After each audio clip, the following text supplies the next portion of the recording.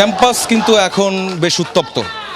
ঠিক ৩টার পর থেকেই কিন্তু এই যে সংঘর্ষটি শুরু হয়ে যায়, এই সংঘর্ষটা প্রথমে শুরু হয় বিজয় ৭১ হল থেকে, যেই হলে কোটার সংস্কারের দাবিতে যারা আন্দোলন করছিলেন তারা তাদের একটি বড় মিছিল নিয়ে তারা রাজু চত্বর ছেড়ে, রাজু ভাস্কর্যের সামনের যে জায়গাটি সেই জায়গাটি তারা ছেড়ে দিয়ে তারা মিছিল নিয়ে বিজয় ৭১ হলের দিকে যান এবং তারা বলেন যে কোটা সংস্কার আন্দোলনকারী আরও অনেককেই হলে আটকে রাখা হয়েছে, ছাত্রলীগ আটকে রেখেছে, এই জন্য তাদেরকে উদ্ধার করতে তারা যাচ্ছেন। এরপর আমরা যেটি দেখলাম সেটি হচ্ছে যে সেখানে যাওয়ার পরই দুপক্ষের একটা সংঘর্ষ কিন্তু শুরু হয়ে যায়। সেখানে বিজয় ৭১ হলের ৪ থেকে ৫টি মোটরসাইকেল সেখানে ভাঙচুর করা হয় এবং হলের বিভিন্ন যে গ্লাস যেগুলো রয়েছে, হলের গেটের সামনের যে গ্লাসগুলো আছে সেই গ্লাসগুলো ভেঙে ফেলা হয়। এরপরই আমরা যেটি দেখলাম ছাত্রলীগের নেতাকর্মীরা তারা ভেতর থেকে তারা লাঠিসোঁটা নিয়ে বেরিয়ে আসে এবং তখন দুই পক্ষের টানা পাল্টা ধাওয়া এবং হচ্ছে যে তাদের মধ্যে হাতাহাতি শুরু হয়ে যায় এবং আমরা সেখানে দেখলাম একজন সাংবাদিক সহ ৪ জন সেখানে আহত হন কোটা আন্দোলনকারীদের মধ্যে এবং ছাত্রলীগেরও সেখানে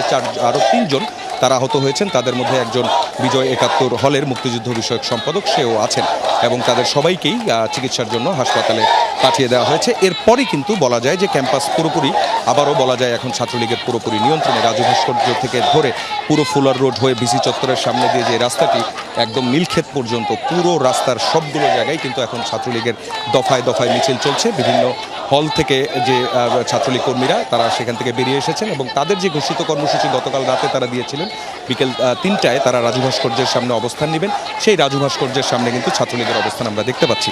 এছাড়াও ইডেন কলেজ থেকে, গার্হস্থ অর্থনীতি কলেজ থেকে এবং ঢাকা কলেজ থেকে ছাত্রলীগের কর্মীরা তারা কিন্তু এসে এই ক্যাম্পাসে এখন জড়ো হচ্ছেন। তারা মিছিল নিয়ে ক্যাম্পাসের দিকে আসছেন এবং তাদের প্রত্যেকের হাতেই রবিন আপনি দেখতে পাচ্ছেন লাঠি সোঁটা নিয়ে তারা কিন্তু একটা অবস্থানে আছেন এবং তারা যেটি বলছেন যে কোটার বিরুদ্ধে সংস্কারের দাবিতে যারা আন্দোলন করছে তাদের অভিযোগ যে তারা কেউ আর সাধারণ শিক্ষার্থী নয় এবং এই জন্যই তারা তাদেরকে প্রতিহত করবেন এবং প্রতিহত করার জন্যই এই যে প্রস্তুতি, সেই প্রস্তুতি শুরু হয়ে গেছে।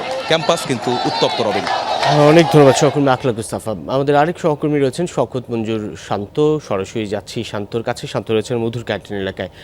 শান্ত, বিকেলে ছাত্রলীগের একটি কর্মসূচি, আনুষ্ঠানিকভাবে একটি কর্মসূচি হওয়ার কথা ছিল, সেই কর্মসূচির খোঁজ খবর একটু জানাবেন এবং আপনি যেখানে রয়েছেন তার আশপাশের ক্যাম্পাসের পরিস্থিতি কেমন? এই মুহূর্তে আমি আছি মধুর ক্যান্টিনের সামনে এবং ছাত্রলীগের একটি অবস্থান কর্মসূচি ছিল রাজু ভাস্কর্যে, যেটি আসলে ৩টা সাড়ে ৩টা নাগাদ শুরু হওয়ার কথা ছিল এবং বলতে হবে যে এইখানে আমরা মধুর ক্যান্টিনে এসে যতটুকু দেখেছি যে নারী সদস্য যারা রয়েছেন ছাত্রলীগের তারা কিন্তু মধুর ক্যান্টিনে অবস্থান নিয়ে আছেন এবং এখানে তাদের একটা কর্মসূচির যে প্রস্তুতি, সেই প্রস্তুতি কিন্তু আমরা এখানে দেখছিলাম এবং ভেতরের চিত্র যদি আমরা একটু দেখাই, এখানে ছাত্রলীগের নারী সদস্যরা কিন্তু এখানে উপস্থিত রয়েছেন এবং আমরা ইতিমধ্যে দেখতে পাচ্ছি যে একটি মিছিল নিয়ে কিন্তু শিক্ষার্থীদের একটি মিছিল কিন্তু এখানে প্রদক্ষিণ করছে এবং মিছিলটি ধীরে ধীরে কিন্তু কলা ভবনের দিকে এগিয়ে যাচ্ছে এবং তাদের যেই গতিবিধি আমরা দেখছি এবং তাদের অনেকের হাতে কিন্তু আমরা লাঠিসোঁটাও দেখছি। এখন কিছুটা উত্তেজনা কিন্তু বিরাজ করছে ক্যাম্পাসের বিভিন্ন হল এবং বিভিন্ন মোড়ে, বিভিন্ন পয়েন্টে এবং আসলে কি পরিস্থিতি অথবা কি হতে চলেছে সেটি আসলে সবাই একটু উদ্বেগ প্রকাশ করেছে, সাধারণ শিক্ষার্থী সহ যারাই রয়েছেন। তবে ছাত্রলীগের পক্ষ থেকে কিন্তু চারপাশে মিছিল করা হচ্ছে এবং প্রদক্ষিণ করা হচ্ছে ঢাকা বিশ্ববিদ্যালয়ের বিভিন্ন যে সড়ক রয়েছে।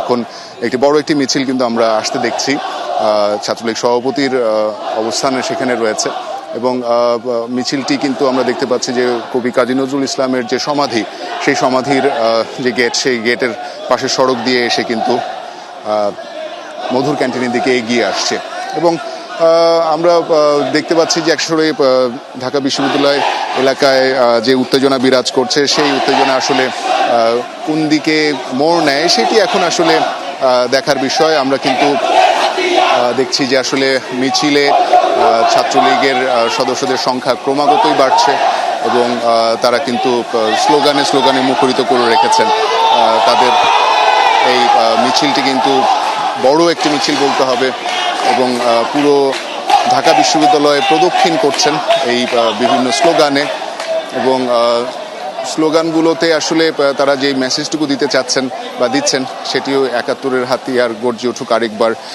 এই ধরনের স্লোগানগুলোই তারা বেশি দিচ্ছেন। এবং এই যে পরিস্থিতি, এই পরিস্থিতিতে আসলে কোনো সংকট সৃষ্টি হয় কিনা, সাধারণ শিক্ষার্থীদের আতঙ্ক বিরাজ করে কিনা, অথবা এখান থেকে আসলে কোনো একটা শান্তিপূর্ণ অবস্থানের দিকে যাওয়ার কোনো সুযোগ থাকে কিনা, সেটি আসলে এখন একটা প্রশ্ন। এবং দেখার বিষয় যে আসলে পরিস্থিতি কোন দিকে গড়ায়, সেটি আসলে এখন সবার দৃষ্টি ক্যাম্পাসের এই পরিবেশের দিকে। এবং বলতে হবে যে এখানে আমরা অবস্থানে আছি এবং পুরো বিষয়টি পর্যবেক্ষণ করছি। আসলে পরিস্থিতি কোন দিকে মোড় নেয়, সকল ধরনের পরিস্থিতি আমরা সার্বিকভাবে দর্শকদেরকে জানাতে পারবো।